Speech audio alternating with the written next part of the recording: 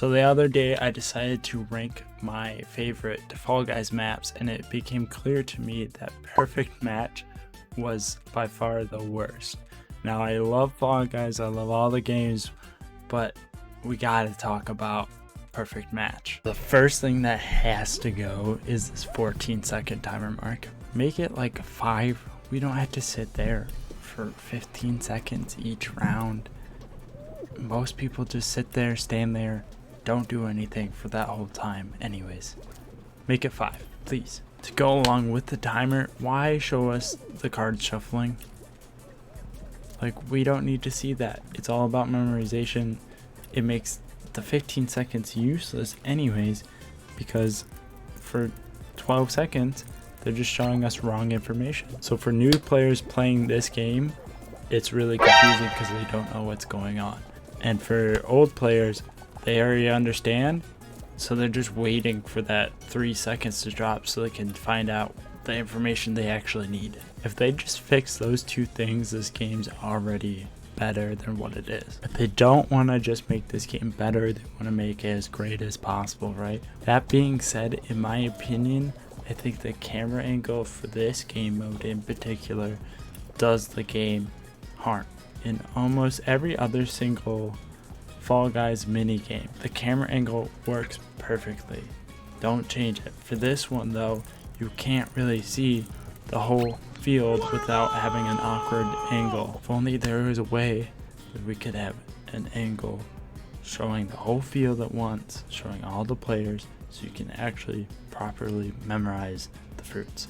Oh wait, there is. At the startup screen, we have a brief second where the camera zooms out and bam! This is what I want. This is what I want the camera angle to be for the entire game. You can have that icon still on your character. You can see all the tiles. You can move, grab, do exactly everything. It would make it easier to actually memorize the board because you can see each tile equally, not have to rotate the camera to see the whole board. I would be okay if they had this same camera angle as every other mini game, except you have a mini map in the corner where you can always see it, so you can properly memorize the map. Whichever ones the developers think feels right for their game, I want, but I need this camera angle somewhere. Now, with those 3 big things out of the way, let's talk about the rounds. Right now we have 3 rounds where it picks the fruit after 15 seconds, and after each round the number of fruit go up, so it makes it harder to memorize which fruit is where. That makes sense. I'm in favor of making this a little bit harder, because most of the time 90% of the people in the lobby do not die to this level. You can literally stand there and then pick where all the people are going, flocking towards, and win without ever having to memorize where a single fruit was the whole match. Now, this can also lead to people trolling, and you can be like Tim and have the whole map flood you and not even play the game. Where? I think right here.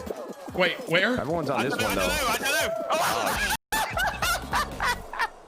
Everyone's trying to grief me. No one's paying attention to the game, bro. I want to know how many people actually got eliminated. Oh my god. Let's try to make this a little bit harder. So let's go through the rounds, see what I would change with them. For round 1, I want to keep it pretty much the same here. We got 2 fruits. They are randomly selected. They show for 5 seconds, not 15, remember. And then at the end, they pick a fruit, one of the 2 fruits, they all flock to that one. Perfect. This allows for new players to understand completely what's going on without having it to be too difficult at the start. So round 2 is where we start bumping it up. Now we got 4 fruits, so it's more to memorize, and there's gonna be 2 mini rounds inside this one round. What does that mean? Let's take this game for example. Here they displayed this layout for 5 seconds, allowing you to memorize where every fruit is. Then they pick, let's say, grape. Everybody goes to the grape, they're all good. In the second sub round of this round, we have tomato, and everybody goes to the tomato except maybe a couple people thought it was in this space, so they get eliminated.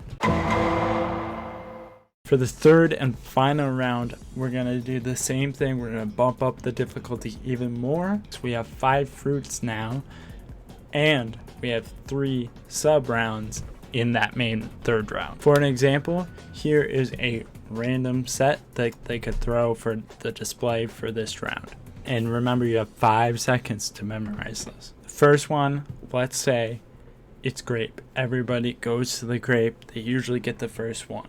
Then they go orange. Most people will get the orange. But then the third level is they select the watermelon. So people go to the watermelon. And the people who get the watermelon win this level. Obviously, the team would still have to test this level to see how many players would actually pass. It might be too difficult. But I think we gotta make this a little bit more challenging, a little bit more engaging.